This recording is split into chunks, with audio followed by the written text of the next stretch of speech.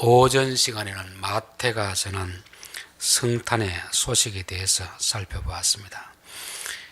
메시아를 보내주신다고 약속하고 나서 4000년이 지나고 헤로드 왕 때 하나님은 아들을 보내주었습니다.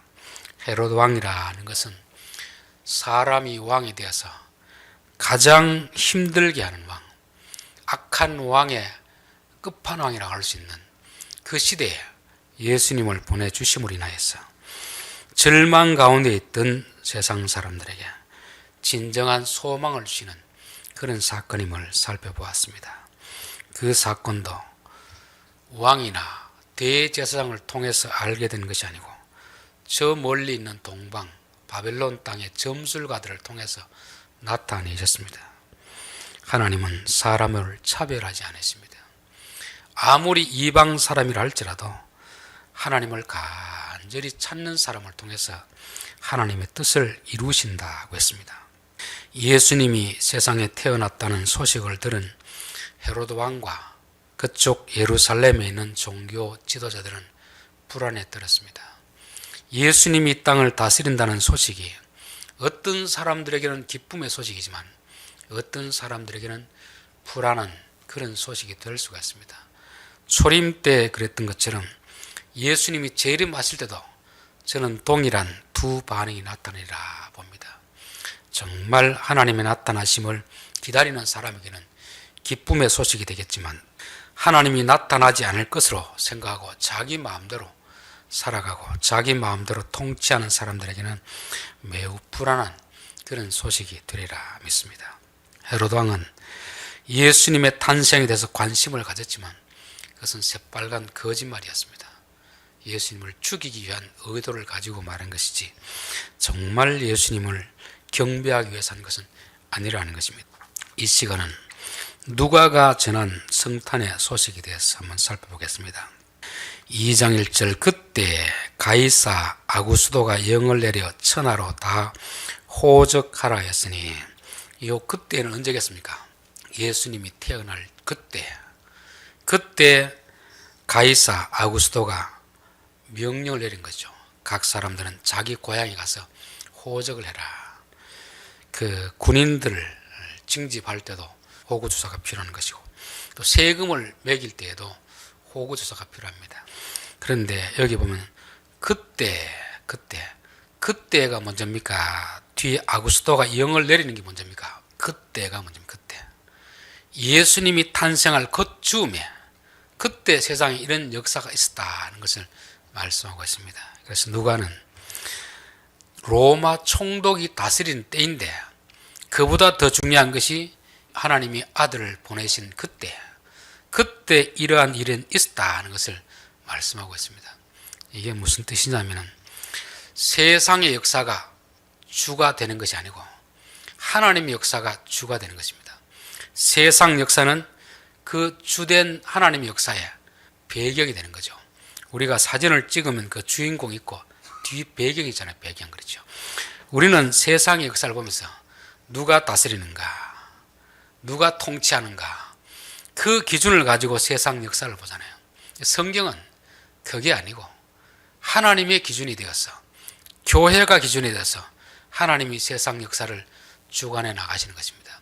그때를 먼저 설명하고 그때 배경이 뭐냐면 바로 영을 내려서 호구조사한 그런 내용을 기록하고 있습니다. 이것을 통해서 우리가 항상 기억해야 될 것은 세상의 통치자들이 역사를 주관하는 것이 아닙니다.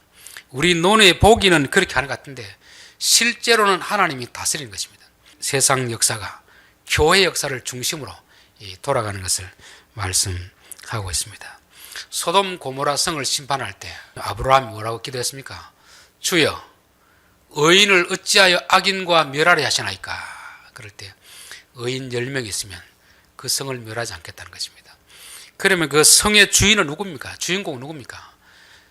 소돔 고모라 성 사람들입니까? 그곳에 있는 의인 10명입니까? 의인 10명이거든요. 아무리 타락했더라도 그 안에 하나님 백성이 있으면 멸하지 않겠다는 것입니다. 하나님의 백성이 없으니까 멸하는 거잖아요. 주인공이 없으니까 그렇게 하는 것입니다. 저는 세상 역사도 하나님의 관심은 오직 교회에 있습니다. 성도들에게 있습니다. 하나님의 역사에서 성도가 주축이 되는 것이고 세상은 하나의 보조적인 역할을 하는 그런 것인데요. 우리는 이 하나님의 역사를 모르기 때문에 자꾸 세상 사람들 거기에 관심을 가지는 것입니다. 누가 다스리는가? 누가 시장인가? 누가 대통령인가? 누가 국회의원인가? 자꾸 거기에 영향을 가지는데요. 그거는 별로 중요하지 않습니다. 오늘날 교회가 어떤 자리에 서 있는가? 교회가 제 길을 가고 있으면 아무리 악한 사람이 다스린다 할지라도 하나님이 그들을 지켜주십니다. 그러나 아무리 세상이 어려운 사람들이 다스린다 하더라도 교회가 잘못된 길을 가면 하나님은 세상의 어떤 권세자들을 교회를 징계하는 도구로 쓰시는 것입니다. 이게 이스라엘 역사를 통해서 하나님이 보여주시는 그런 사건입니다. 이스라엘 나라라는 것은 그 대륙의 중간 지점이었거든요. 아프리카, 아시아, 유럽 그 길목에 있습니다. 그런데 계속 강대국들이 대륙을 침략할 때 항상 타겟이 되는 그런 것입니다. 그런데 이스라엘 나라에 아무리 어려도 하나님을 잘 섬기는 왕이 있으면 강대국들이 힘이 없습니다. 다 뿔뿔이 흩어지는 것입니다. 그런데 이스라엘 나라가 악한 길을 가고 하나님을 대적하는 그런 자리에 설 때는 이쪽에 애굽이 강했다가 바벨론이 강했다가 이렇게 되는 것입니다. 세상 역사들은 보면 그걸 모르기 때문에 강대국을 기준으로 역사를 쓰잖아요. 근데 실제로 보면은 강대국이 중요한 게 아니고 이스라엘 나라가 어떤가를 통해서 하나님이 주위에 있는 강대국을 약하게 하기도 하고 강하게 하기도 하는 것입니다. 저는 이 세상 역사는 항상 교회를 중심으로 돌아간다.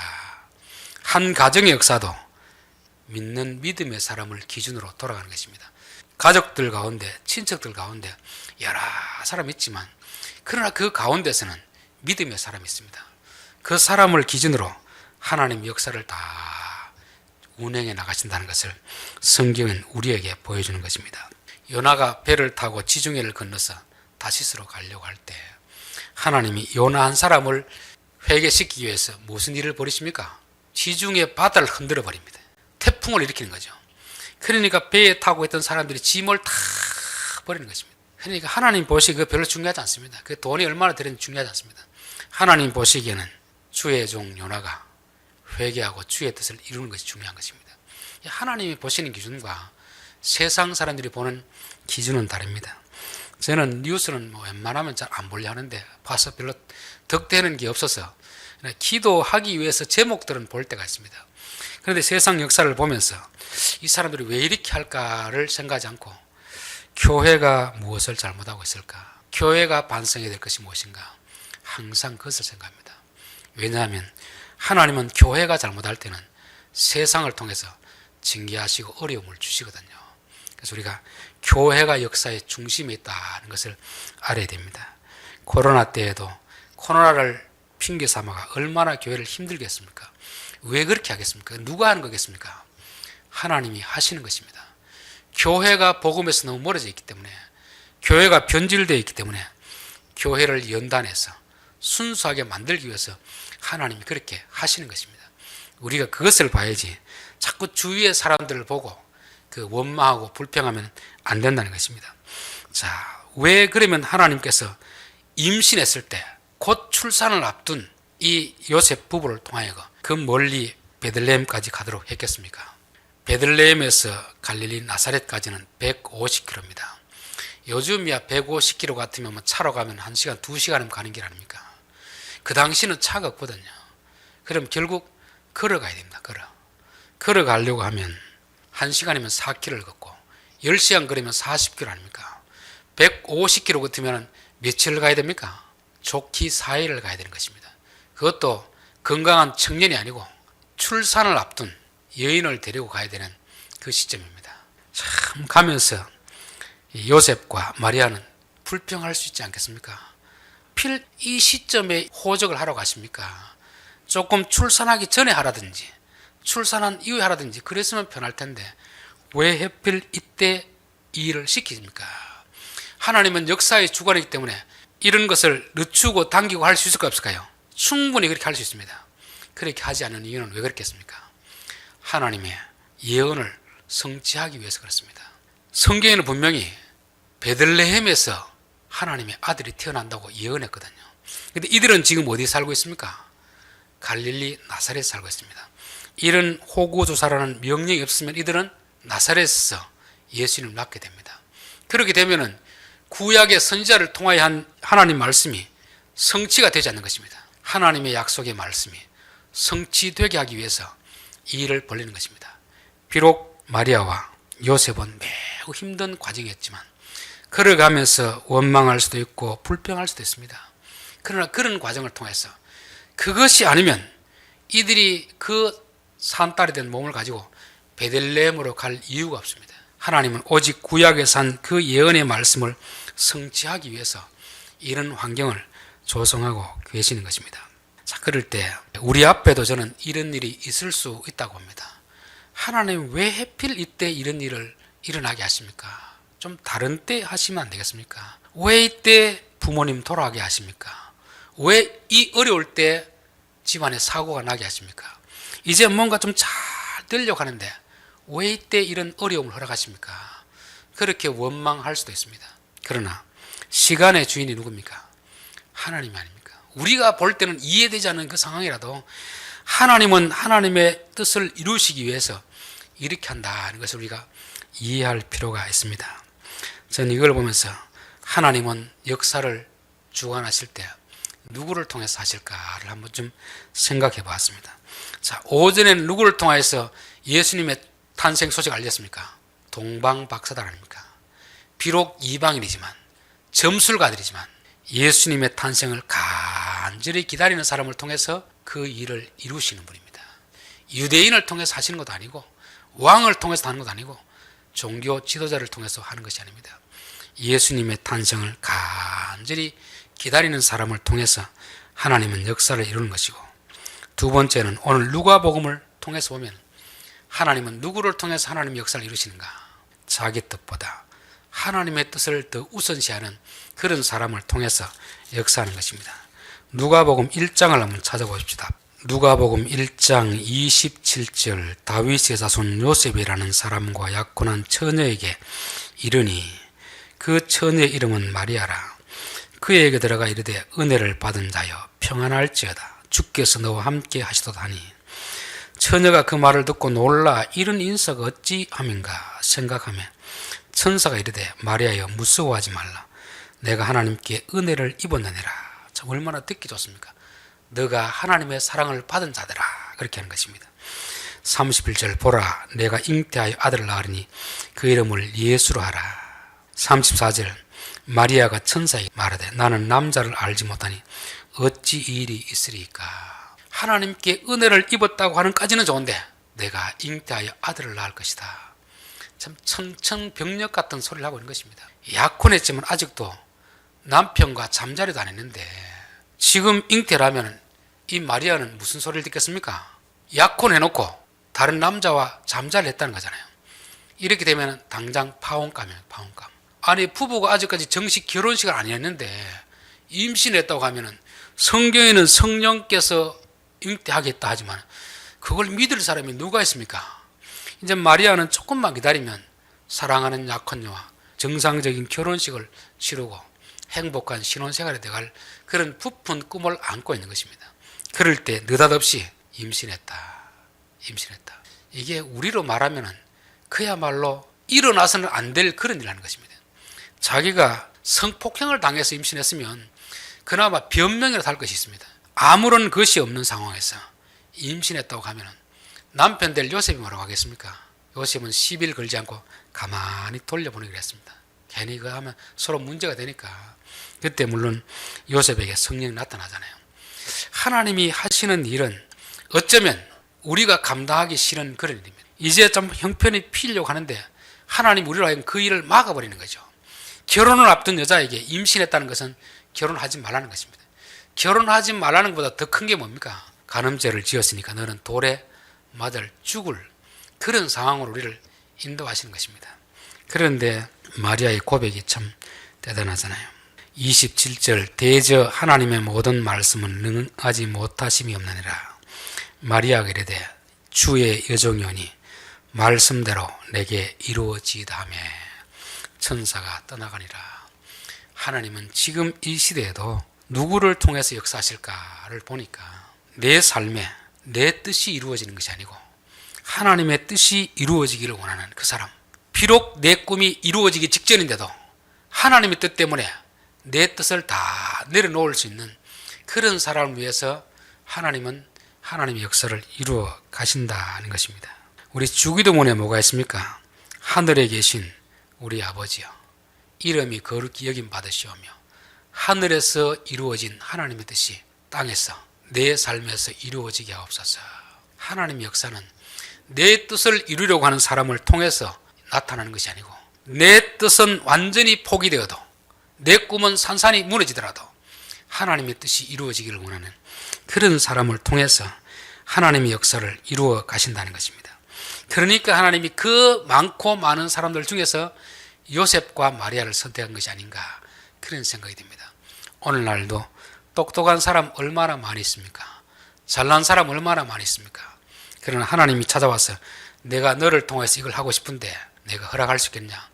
그랬을 때 과연 마리아처럼 주의 뜻이 이루어지기를 원합니다. 이럴 사람이 얼마나 있을까요? 하나님은 그런 사람을 통해서 지금도 하나님의 역사를 이루어 가신다고 성경은 지금 말씀하고 있습니다. 자, 6절 거기 있을 그때 해산할 날이 차서 첫 아들을 낳아 강보로 싸서 구유에 누웠으니 이는 여관에 있을 곳이 없음이더라. 지금 하나님의 아들을 세상에 보내는데 여관도 없고 말구유에 누인 거죠. 말구유. 만약에 이 아들이 헤롯 가문의 헤롯의 아들로 헤롯의 며느리가 이런 상황이 되면은 이렇게 돕겠습니까? 수소문 해가지고 베들레헴의 최고급 별 5개 호텔 예약해 놔라 할 거 아닙니까? 다른 사람 있더라도 다 내보내고 그곳으로 투입시킬 거 아닙니까? 그런데 하나님이 헤롯보다 못한 사람입니까? 온 우주 만물의 왕이신 하나님께서 자기 아들을 보낼 때 가장 누추한 흐름한 집도 아니고 짐승의 구유에 있는 그렇게 하는 것입니다. 저는 이걸 보면 참 하나님이 하신 일은 참 이해할 수가 없다. 시간도 이해할 수 없고 장소도 이해할 수가 없습니다. 그렇지만 여기서 마리아는 조금도 불평하지 않습니다. 오히려 누가 더 죄송했을까요? 요셉이 얼마나 죄송했겠습니까? 분명히 성령으로 잉태된 아들이라면 하나님의 아들인데 하나님이 낳게 했으면 하나님의 장소도 책임져 주셔야 되는 거 아닌가. 다 이렇게 여관이 없다 하더라도 돈이라도 많았으면 어떻습니까? 뒷돈을 주면 자리가 다 나는 것입니다. 이 선진국하고 후진국 차이가 그렇거든요. 선진국에는 뭐 예매가 다 됐으면 표가 없습니다. 후진국, 중국 가보니 그렇더라고요. 분명히 표는 없는데 선교사님들이 그 앞에 있는 안내원들에게 뒷돈을 주니까 따라오라 해 가보니까 좌석이 있더라고요. 그럼 2000년 전에 그런 일이 가능했을까요? 불가능했을까요? 충분히 가능한 거죠. 요셉에게 만약 돈이 좀 많았더라면 매진됐다고 하더라도 지금 상황 이런 상황이니까 뒷돈을 좀 줬더라면 충분히 좋은 방을 구할 수 있었습니다. 그런데 하나님은 돈도 없는 총각 요셉을 예수님의 아버지로 삼게 하신 이유가 뭐겠습니까? 예수님이 앞으로 걸어가야 될 일이 바로 이런 것이기 때문에 그렇습니다. 베들레헴이라는 곳이 무슨 뜻이겠습니까? 떡집 아닙니까? 떡집. 떡집의 말구유, 말 밥통에 들은 밥이 예수님입니다. 예수님이 앞으로 살아가야 될 그 삶을 가장 모형적으로 설명하기 좋은 것이 바로 떡집에 있는 떡밥통 안에 든 떡입니다. 떡. 그래서 요한복음 6장에 보면 내 살을 먹고 내 피를 마시는 자마다 영생을 얻었고, 그래서 가장 어려운 시기에 가장 누추한 장소에 그렇게 두신 것은 하나님이 돈이 없어서 그런 것도 아닙니다.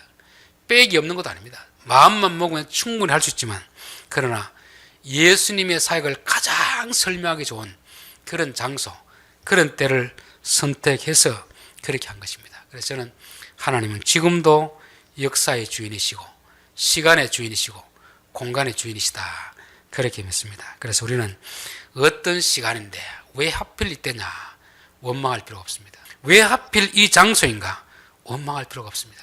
하나님이 몰라서 그런 게 아니잖아요. 아이고 실수했다, 내가 사람 그만큼 올릴 줄 몰랐다, 이렇게 할 수가 없잖아요. 하나님은 다 아시면서도 의도적으로 그렇죠. 이스라엘 백성들을 하나님이 출애굽에서 쭉 데려가다가 다시금 돌아서 홍해 앞으로 세우는 것입니다.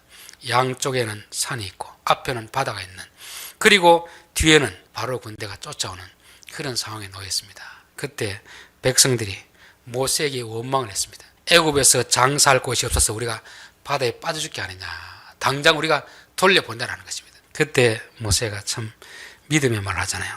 잠잠히 하나님이 하신 일을 보라. 떠들지 마라. 하나님이 몰라서 이곳을 인도한 것이 아니지 않느냐. 하나님은 다 아시면서 하나님의 뜻이 있기 때문에 이곳으로 인도하셨다. 그렇게 말씀하고 있습니다. 시간과 장소를 하나님께서 선택하셨는데 우리는 다 이해가 되지 않습니다. 이해를 못합니다.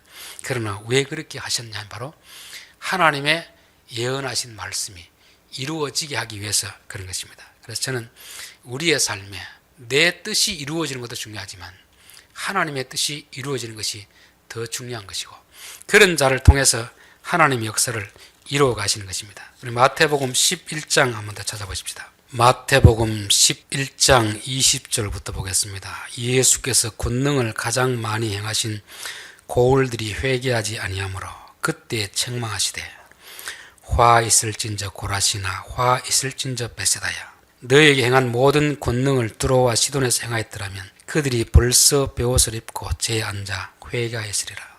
요 지역이 갈릴리 지역인데 예수님의 고향 마을입니다. 고향이 조금 떨어진 곳인데, 그래도 사람이 팔은 안으로 굽는다고 자기 고향 사람들에게 구원시켜주고 싶은 마음이 참 간절했습니다. 그래서 다른 지역에서 행하던 것보다 더 많은 권능을 행했습니다. 그러면 좀 많이 회개하고 예수를 믿으면 얼마나 좋겠습니까? 그런데 한 사람도 회개 안 했습니다. 예수님의 뜻은 뭐죠? 이 고향 사람들이 회개하고 예수님 믿고 하나님의 자녀가 되는 거 아닙니까? 그런데 오히려 그들은 더 믿지 않고 완악한 태도를 보였습니다. 25절, 그때 예수께서 대답하여 이르시되 천지의 주제이신 아버지여, 이것을 지혜롭고 슬기는 자들에게는 숨기시고 어린아이들에게는 나타내심을 감사나이다. 옳소이다. 이렇게 된 것이 아버지의 뜻이니이다. 예수님의 뜻은 자기가 가장 많이 노력한 그 현장의 사람들이 믿고 회개하고 구원받는 것이었습니다. 하나님의 뜻은 무엇이었습니까? 교만한 자는 구원시키지 않는다. 어린아이 같이 겸손한 자는 구원시킨다. 이게 예수님께 깨달아지면서 아멘, 감사합니다. 하나님의 뜻이 이루어지는 것이 감사합니다. 비록 내가 한 노력, 시간, 물질 다 헛수고가 되어도 좋습니다. 아버지의 뜻이 이루어지는 것이 감사합니다. 것입니다. 저는 어떤 문제가 생기면 하나님 앞에 기도할 때가 있습니다. 하나님이 어떤 말씀을 생각나게 해주세요. 저는 나의 상황과는 정반대적인 그런 상황을 말씀을 주실 때가 있습니다. 그때 하나님, 제가 원하는 건 이것인데 하나님이 제게 주시는 응답은 이것이니까 그럼 이 말씀을 붙들겠습니다. 그리고 시간이 지났을 때 그 말씀이 그대로 이루어질 때 너무너무 감사가 됩니다. 비록 내가 원하는 대로 되어지지 않았지만 하나님이 내게 응답하신 그 말씀이 이루어지는 것이 너무너무 감사가 된 것이. 그래서 우리는 어느 시간이나 장소, 비록 내가 원하는 시간이 아닐 수도 있고 내가 원하는 장소가 아닐 수도 있습니다. 내가 원하는 자리가 아닐 수도 있습니다. 그보다 더 중요한 것은 그런 일을 통해서 하나님의 뜻이 이루어진다면 우리는 예수님처럼 감사해야 됩니다. 요셉이 아버지 집에 있다가 팔려가 애굽의 노예로 종살이 하잖아요. 기분이 좋을까요, 안 좋을까요? 안 좋겠죠. 누가 종살이 하고 싶은 그런 꿈을 가진 사람이 어디 있습니까? 거기서 열심히 했는데 또 억울한 누명을 쓰고 감옥 가는 것입니다. 요셉은 전혀 원망하지 않습니다. 그런데 그 구절에 참 재미있는 구절이 있습니다. 요셉은 애굽의 종이 되었지만 하나님이 그와 함께 하셨더라. 요셉이 감옥에 갇혔지만 하나님이 그와 함께 하셨더라 하는 것입니다. 그래서 우리는 어떤 자리에 있느냐, 어떤 시간에 어떤 삶을 살아가느냐, 이게 중요한 게 아닙니다. 그곳에 하나님이 나와 함께 하시느냐, 하나님이 나와 동행하시느냐, 이게 더 중요한 것입니다. 하나님이 나와 함께 하고 있으면 감옥이라도 천국이 되는 것입니다.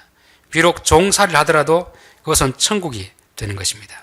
자, 오늘 다시 누가복음으로 가보겠습니다. 자, 2장 8절, 그 지역의 목자들이 밤에 밖에서 자기 양떼를 지키더니. 자, 마태복음에는 예수님의 탄생 소식을 누구를 통해서 나타냈습니까? 동방 박사들을 통해서 나타냈습니다. 비록 이방인을 할지라도 예수님을 가장 간절히 찾는 사람을 통해서 자신의 일을 나타내시는 분이고, 또 여기서는 목자들에게 그 소식을 알려줍니다. 지난번에 한 말씀드렸는데, 이스라엘 나라에서 목자는 가장 힘든 직업입니다. 가장 무시당하는 직업입니다. 사막 지역에서 낮에는 뜨거워서 일을 못하고 밤엔 추워서 일을 못할 지경입니다. 근데 밤에 특별히 양을 친다는 것은 아마 목자 중에서 제일 지위가 낮은 사람들. 군대도 가면 근무를 쓰면 이제 전방에 가면은 초저녁에는 고참 있습니다. 제일 힘든 2시에서 4시, 12시에서 2시, 요 때는 제일 쫄병들이 있습니다. 그러니까 한밤에 양떼를 지키다는 것은 그 지역에서 가장 가난한 사람이고 가장 힘없는 사람이고 먹고 살기 위해서는 이것밖에 할 수 없는 그런 사람입니다. 그런 사람들에게 하나님이 천사를 보내가지고 예수님의 탄생 소식을 알려주는 것입니다. 왜 이렇게 하시는가? 세상의 왕들은 부자들을 좋아하고 힘 있는 자들을 좋아하고 권력 있는 자를 좋아하지만 하나님은 반대입니다. 반대. 가장 세상에서 무시당하는 사람들, 가장 약한 사람들, 고아와 과부 같은 사람들, 눈먼 자들, 병든 자들, 이런 자들에게 관심을 가지신 분이 예수님이라는 것을 이것을 통해서 알게 되는 것입니다. 저는 세상 지도자들도 좀 예수님을 좀 반이라도 닮았으면 좋겠습니다. 우리가 지도자를 세우는 것은 부자들을 위해서 세우는 게 아닙니다. 강한 자를 위해서 세우는 게 아닙니다. 강한 자는 가만히 놔둬도 잘 살아갑니다. 그러나 이 세상도 약육 강식의 문화, 짐승의 문화가 있기 때문에 약한 자들은 정부가 없으면 살아갈 수가 없습니다. 그래서 하나님이 정부를 세우고 권력자를 세우는 것은 약한 자들의 억울함을 지켜주라는 것입니다. 약자들의 억울함을 지켜주라고 지도자를 세우는 것입니다. 근데 지도자들이 되면은 이 사실을 까마득히 잊어버립니다. 약한 자들은 돈이 안 되니까 재벌가들, 권력가들, 이런 자들과 짝하면서 그런 자들을 위해서 정책을 펴게 되는데, 이게 세상의 악한 지도자 아닙니까? 예수님은 오히려 가장 가난한 사람들, 가장 힘이 없는 사람들, 억울함을 겪는 사람들, 이 사람들을 구원해 주기 위해서 오셨고, 실제적으로 그런 사람을 대변하는 그런 왕으로 다스리시는 분입니다. 그래서 첫 생일날 초청한 것이 다른 사람도 아니고 가장 그 사회에서 불쌍한 사람들, 힘이 없는 사람들, 무시당하는 사람들, 그런 사람을 청하셨던 것입니다. 그래서 저는 예수님과 세상의 지도자를 비교해 볼 때가 있습니다. 가장 좋은 지도자는 누굴까? 예수님을 가장 많이 닮은 사람이 가장 좋은 지도자이고, 예수님과 정반대의 길을 가는 사람은 가장 악한 지도자라 저는 생각합니다. 그래서 우리가 나라를 위해서, 정부를 위해서 기도할 때도 하나님 이 땅에 권력을 가진 자들이 예수님을 닮은 자가 되게 하옵소서. 예수님이 하셨던 그 정신을 가지고 통치하게 하옵소서.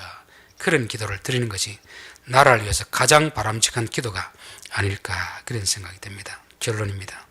누가는 예수님의 탄생의 소식을 시작하면서 그때에 예수님이 탄생할 그때 세상 역사가 이러했다고 기록함으로 인하여서 세상 역사는 세상 왕들이 기준이 아니고 하나님의 교회가 기준이다. 하나님의 사람이 기준이다. 믿음의 사람들은 세상의 통치자들을 보면서 왜 이 모양인가 원망할 필요 없습니다. 그 모습은 바로 교회의 모습입니다. 교회의 모습을 그대로 세상 정치인들을 통해서 보여주거든요. 교회가 바로 서 있으면 비록 악한 자가 다스리더라도 하나님이 지켜주십니다. 교회가 타락하면 아무리 선한 사람이 왕이 되었더라도 교회는 징계를 받게 되었습니다. 항상 우리가 세상을 보고 원망, 불평, 실망할 것이 아니고 교회를 보면서 지금 교회가 어떤 위치에 있는가를 봐야 됩니다. 그러면 하나님이 교회를 중심으로 그렇게 하는 것입니다. 자, 하필 그때 왜 호구조사를 하라고 하는가? 가장 힘든 시간에 그때 호구조사를 하지 않으면 하나님의 말씀은 이루어지지 않습니다. 나사렛을 낳아버리면 구약에 하신 하나님 말씀이 성취가 안 되잖아요. 결국 우리 앞에 어떤 일이 일어나는 것은 하나님의 말씀이 성취되기 위해서 그렇게 하는 것입니다. 그리고 말구유에 나게 하신 것도 똑같습니다. 하나님의 뜻이 이루어지도록 그렇게 하는 것입니다. 저는 우리의 삶에 이해되지 않는 어떤 시간들, 이해되지 않는 장소들, 왜 하나님께서 이때 이런 장소에 나를 두시는가 이해는 되지 않지만 하나님은 그것을 통해서 하나님의 뜻을 이루려는 거구나, 그것을 알아야 됩니다. 그래서 우리는 내 뜻, 내 소원이 이루어지기를 위해서 기도하는 것보다 하나님의 뜻이 이루어지려고 할 때 오히려 기쁨으로 그것을 받아들여야 됩니다. 내가 평생 이룬 꿈이 산산조각 날지라도 우리를 통해서 하나님의 뜻이 이루어지는 것이 그 인생에 정말 가치 있다는 것을 말씀하고 있습니다. 그래서 우리가 어디에 있느냐가 중요한 게 아니고 누구와 함께하고 있느냐. 요셉은 감옥에 있어도 하나님과 함께하니까 형통한 자가 되었더라고 했습니다. 어느 시점에 있느냐 그게 중요한 게 아니고 하나님이 그 시점에 우리를 통해 역사하고 있으면 비록 육체적으로 세상적 기준으로 보면 가장 힘든 상황이지만 오히려 그 상황이 가장 복된 상황이라는 것을 이해하게 되는 것입니다. 예수님이 태어난 그 첫 생일날 그때 왕을 초대하지도 않고 종교 지도자들을 초대하지 않습니다. 가장 그 시대에 가난한 사람, 가장 무시당하는 사람, 그 사람을 초청함으로 인하여서 예수님이 관심을 어디에 두고 있는가, 예수님이 다스리면 어느 쪽을 중심으로 다스리는가를 보여주는 것입니다. 그래서 오늘날 성탄절의 기록을 통해서 교회가 관심을 가져야 될 것이 어딘가 성경은 우리에게 다시 한번 말씀해 주고 있습니다. 기도하겠습니다.